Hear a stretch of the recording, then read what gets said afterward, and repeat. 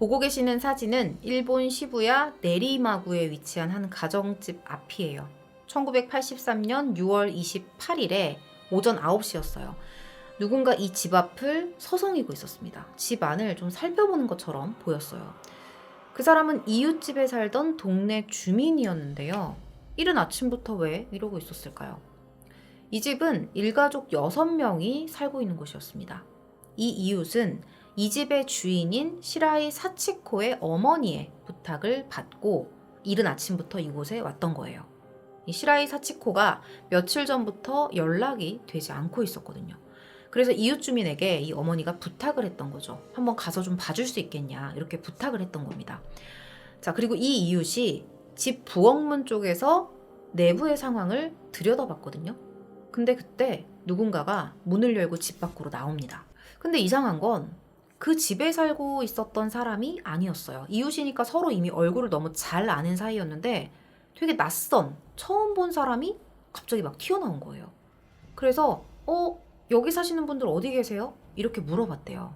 그랬더니 그 남자가 하는 말이 이 집 사람들은 어젯밤에 이사 가서 여기 없습니다. 이렇게 말을 합니다. 바로 옆에 살던 이웃이어서 가더라도 인사는 하고 갔을 텐데 아무튼 뭔가 좀 이상하다고 생각을 해요. 그리고는 이제 집에 돌아와서 그 시라이 사치코의 어머니에게 전화를 걸어요.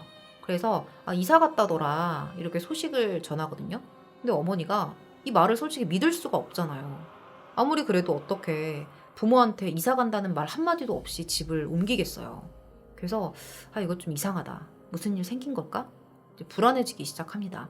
그래서 아들한테 바로 전화를 걸어요. 그리고 자초지종을 설명합니다.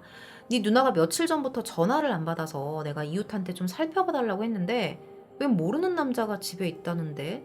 그 사람이 말하길 원래 살던 사람들은 어젯밤에 이사 갔다고 하는데 뭔가 이상하다. 네가 가서 좀 직접 보고 와라. 이렇게 말을 한 거죠.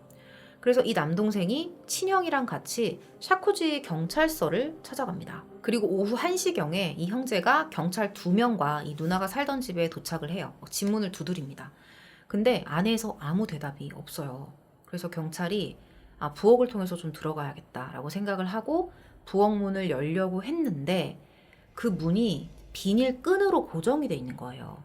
그래서 경찰이 그냥 힘으로 세게 확 잡아 당깁니다. 그랬더니 10cm 정도의 틈이 생겼거든요. 그래서 그 틈으로 안을 이렇게 들여다보면서 누구 없습니까? 경찰입니다. 이렇게 소리를 쳐요. 근데 딱 그때 집안에서 지금 나갑니다 라는 남자 목소리가 들리는 거예요. 근데 그때 경찰이 뭔가 이상해. 수상하다. 이렇게 느껴요. 그래서 재빠르게 이 집의 반대쪽으로 달려갔는데 그때 이 집의 뒷문으로 한 남자가 빠져나가려고 하는 거예요. 그걸 딱 발견하고 붙잡아요. 처음에는 도둑질하러 들어왔네 이렇게 생각을 했대요. 그래서 너 무슨 목적으로 침입했어? 이렇게 물어봤더니 이 사람이 너무 충격적인 대답을 당당하게 하는 거예요. 자신이 이 집에 살고 있던 사람들을 다 죽였다는 겁니다.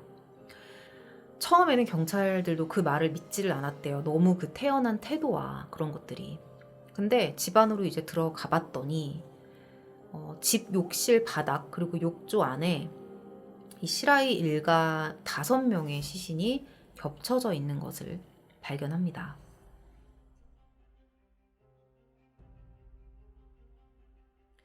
범인이 누굴까요? 너무 끔찍한 사건이잖아요. 자, 범인 사진을 좀 보여드릴게요. 1935년 3월 9일생이고요. 사건 당시 나이는 48세, 이름은 아사쿠라 코지로라는 남성이었어요. 이 사람은 이미 과거에 자신의 동생을 찔러서 중상을 입힌 적도 있었고요. 그것 때문에 살인미수 혐의로 체포된 적도 있었어요.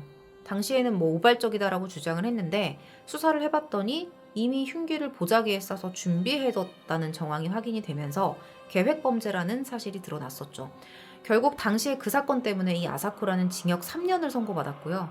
그 사건을 계기로 친척들에게도 모두 절연을 당합니다. 1965년에 출소를 했는데 당시에는 아내와 아이들에게 나 정말 새 사람 될게, 갱생할게 이렇게 약속을 하고 나름대로 성실하게 열심히 살았다고 해요. 그래서 시작했던 게 이제 부동산 감정 공부였어요. 그리고 10년 만인 1975년에 마침내 자격증을 땁니다. 정식으로 부동산 감정사가 된 거죠. 그 후에 그는 부동산 감정사무소를 설립했고요. 도쿄지방법원의 감정위원으로 뽑히는 등 순탄한 생활을 보냅니다.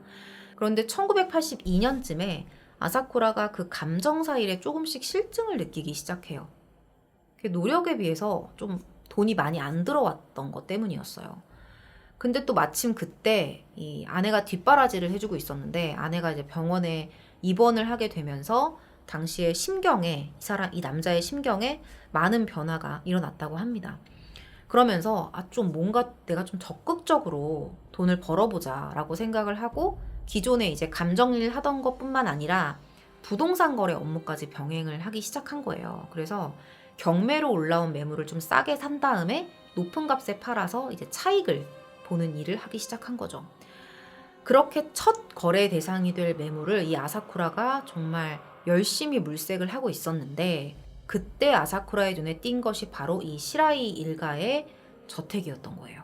그런데 여기서부터 아사쿠라가 이 시라이 일가의 집에서 저지른 범행의 이유가 나옵니다. 저도 이 이유를 듣고 나서 정말 이런 거 가지고도 사건이 벌어질 수 있구나라는 생각을 했어요. 자, 지금부터의 내용은요. 아사쿠라의 입장에서 나온 이야기입니다. 1982년 11월에 이 아사쿠라가 이 집을 1억에 낙찰을 받아요.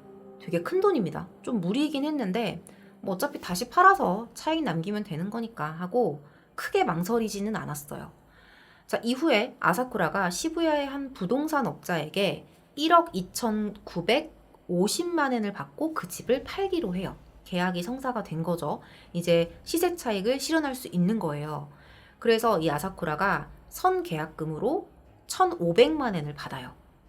자, 명도기한, 즉 계약을 한 사람에게 부동산을 완전히 인도해야 하는 날은 언제였냐면 다음 해 6월 30일이었습니다.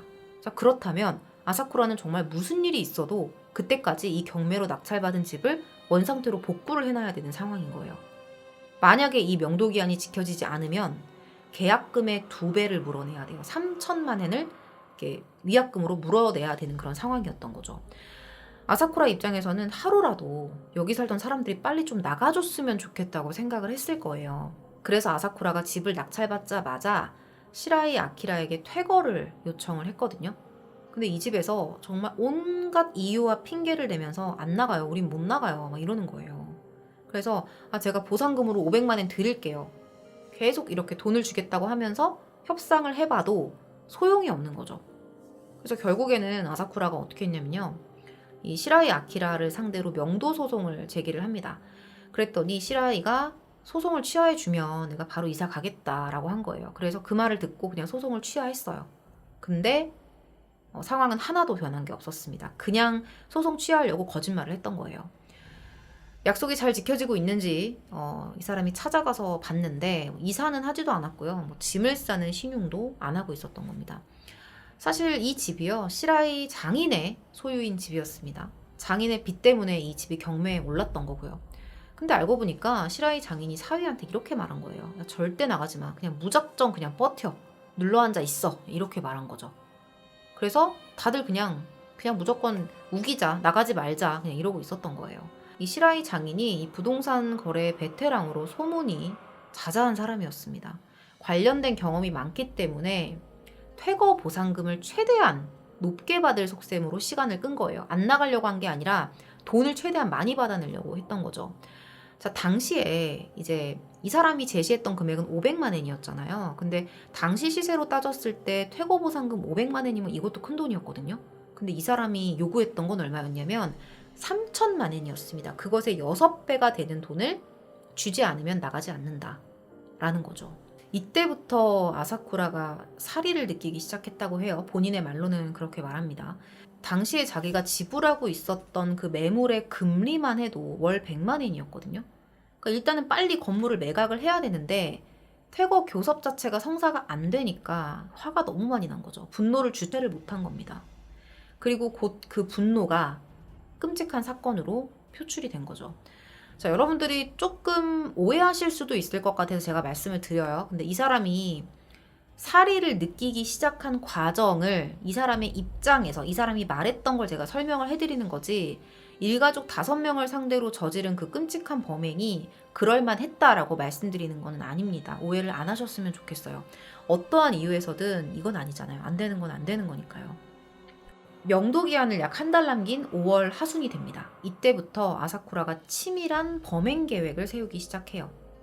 수십 년 전에 출소를 했잖아요. 그리고 이후에 뭐 가족들에게 나 갱생할 거야, 새 삶을 살 거야 이렇게 다짐을 했는데 너무 열이 받아서 더 이상 참지 못한 거예요. 그렇게 그는 완전 범죄를 목표로 꽤나 자세한 계획을 세우기 시작합니다. 자, 이 사람의 계획은 이거예요. 낮에 침입을 해서 시라이의 아내인 사치코를 먼저 공격을 하고 그 다음부터는 귀가하는 순서대로 차례차례 자신의 계획을 실행할 계획이었습니다. 뒤처리를 좀 쉽게 하기 위해서 피를 내지 않을 수 있는 교살로 방법을 정합니다. 시라이의 경우에는 성인 남성이기 때문에 흉기를 따로 사용하기로 했죠. 자, 근데 너무 잔인한 건 일단 1차로 범행을 성공한 이후에는 그 자리에서 지문을 없애고 흔적도 없이 처리한 뒤에 어딘가에 뭐 흘려버리거나 산에 버리는 것까지 계획을 했다는 거예요. 이미 만일의 사태를 대비해서 따로 맨션까지 빌려놓습니다. 한 달 정도를 아주 철저하게 준비를 해요. 6명을 모두 죽인 뒤에는 그 자리에서 시신을 해체해 비닐봉투에 넣거나 분쇄해서 변기에 버린 후에 얼굴과 지문을 훼손시켜서 후지산 산기슭에 유기하는 것까지 계획합니다.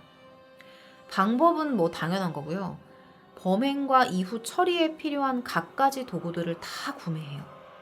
그걸 다 준비한 거죠. 그리고 이제 피해자들을 운반을 하기 위해서 차를 빌려서 운전 연습까지 합니다. 그냥 완전히 악마가 되기로 결심을 한 거예요. 그리고 결국에 1983년 6월 27일 오후 2시 45분에 아사쿠라가 시라이의 집 앞에 도착을 합니다. 차에서 내려서 이 트렁크에서 휴대용 가방 1개를 꺼내요. 그 안에 뭐가 들어있었냐면 갈아입을 옷 그리고 범행 도구들이 들어있었습니다. 쇠망치였는데 2개 중에 하나는 바로 꺼낼 수 있게끔 가방 바깥에 붙어있는 그 주머니에 챙겨요.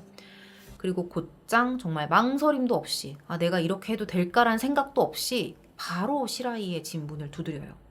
이때 가장 먼저 이제 문을 열어줬던 사람이 누구였냐면 시라이의 아내인 사치코였거든요. 그냥 평소처럼 퇴거 요청건으로 왔다 이렇게 말을 해요. 그랬더니 사치코가 남편 지금 집에 없고요. 저는 아무것도 몰라요. 이렇게 대답을 합니다. 지금까지 보였던 것과 뭐 별반 다르지 않은 그런 태도였어요. 그래서 아사쿠라가 이 토지하고 건물이 이제 내 소유인데 대체 언제쯤 나갈 거냐 이렇게 따집니다.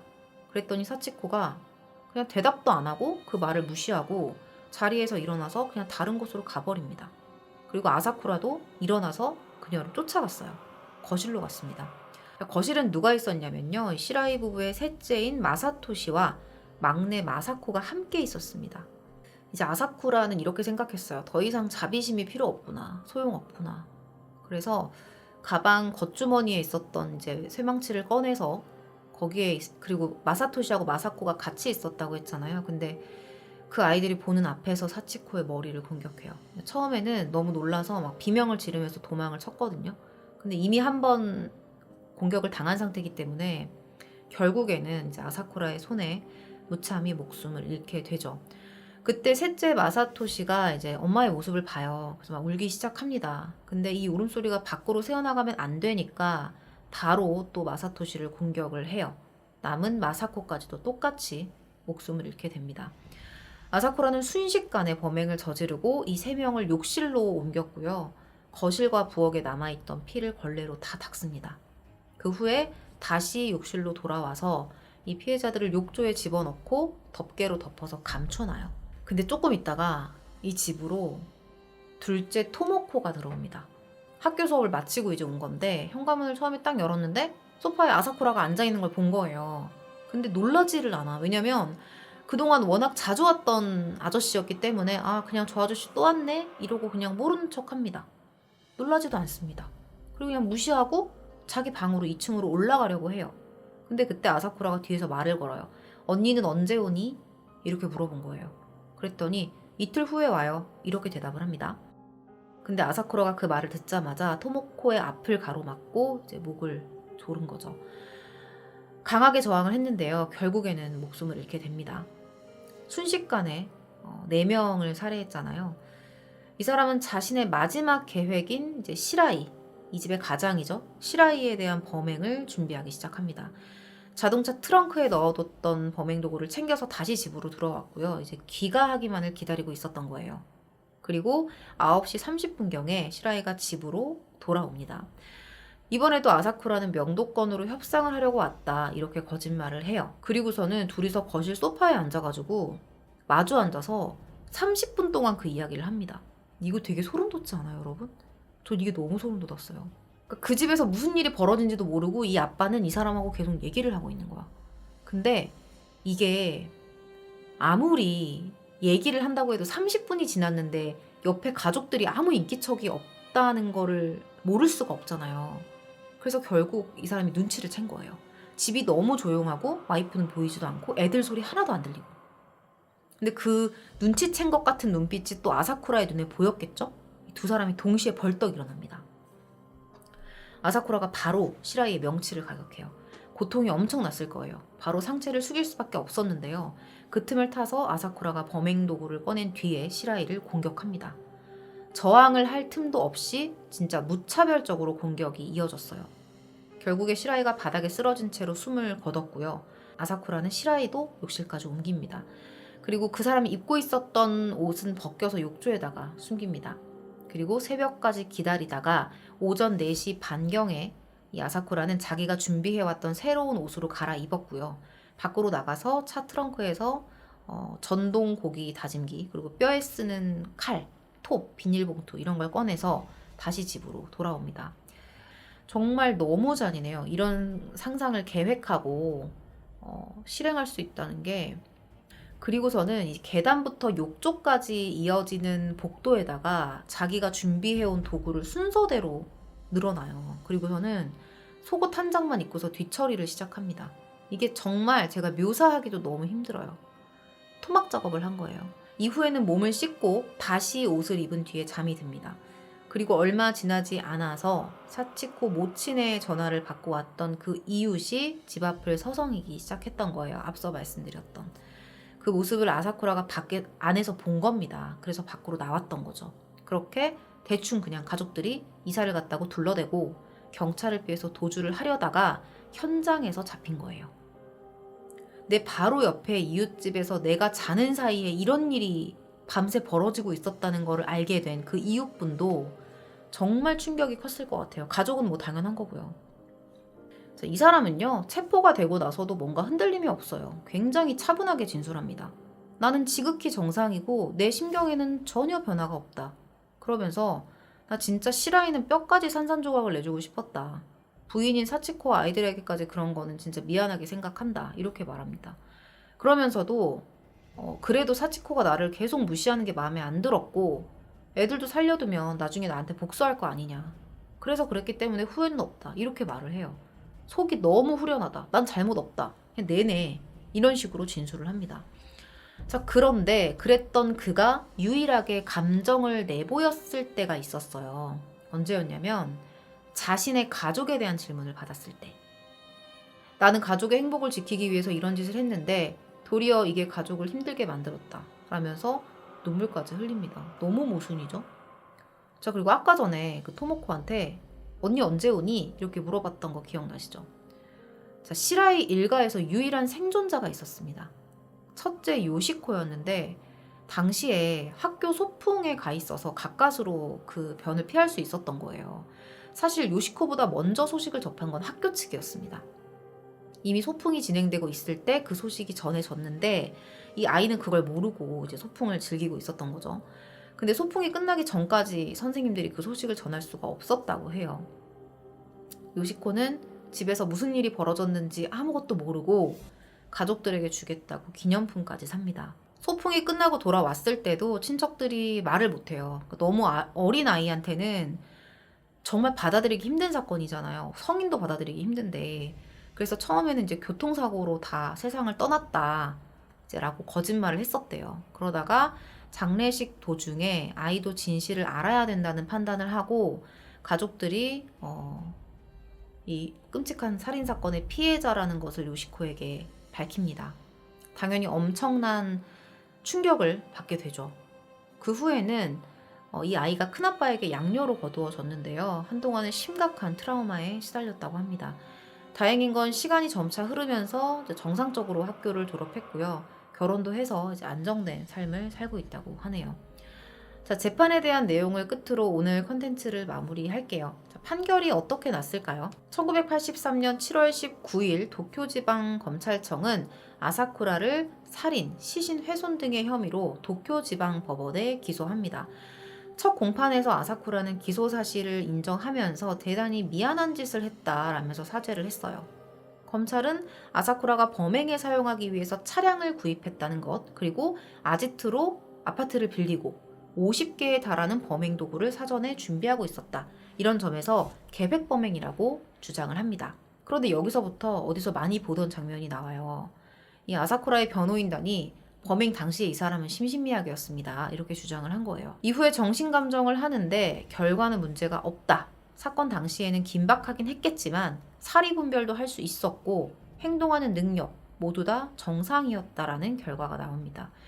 그리고 1985년 10월 18일에 사형 선고가 내려지는데요. 아사쿠라는 당연히 불복했어요. 항소도 했고요. 근데 이거는 그냥 보란 듯이 기각이 됩니다. 결국에 대법원까지 갔는데요. 상고심 판결 공판에서도 1심의 사형 판결을 지지하는 결과가 나오면서 사형 판결이 확정됩니다. 그렇게 2001년 12월 27일에 아사쿠라의 사형이 도쿄 구치소에서 집행이 됐어요. 20년 정도 지났네요. 아무리 큰 잘못을 했다고 해도 5명의 목숨을 잔인하게 빼앗는 건 정당화될 수가 없습니다. 본인이야 나름대로 화가 나는 부분이 있었고 시라이의 가족들이 잘못한 부분도 분명히 있습니다. 근데 그 잘못이 어떤 것이든지 간에 일가족을 몰살하고 남은 사람의 인생까지 지옥으로 만들어버리는 거는 절대로 정당화될 수 없는 부분이겠죠. 아사쿠라는 시라이 가족이 잘못을 했기 때문에 내가 그럴 수밖에 없었다고 계속해서 나는 죄가 없다라고 얘기를 하지만 이건 절대 정말로 아니죠. 내 가족을 위해서 다른 가족이 잘못을 했기 때문에 응징을 했다? 그러니까 어떻게 범행을 준비하는 한 달 동안 단 한 번도 이건 아니다. 내가 이렇게까지는 아니다. 라는 생각을 못했던 걸까요? 그냥 정말 너무 안타까웠던 사건입니다. 오늘 준비한 컨텐츠 내용은 1983년 일본에서 발생한 사건이었습니다. 긴 시간 시청해주셔서 감사합니다.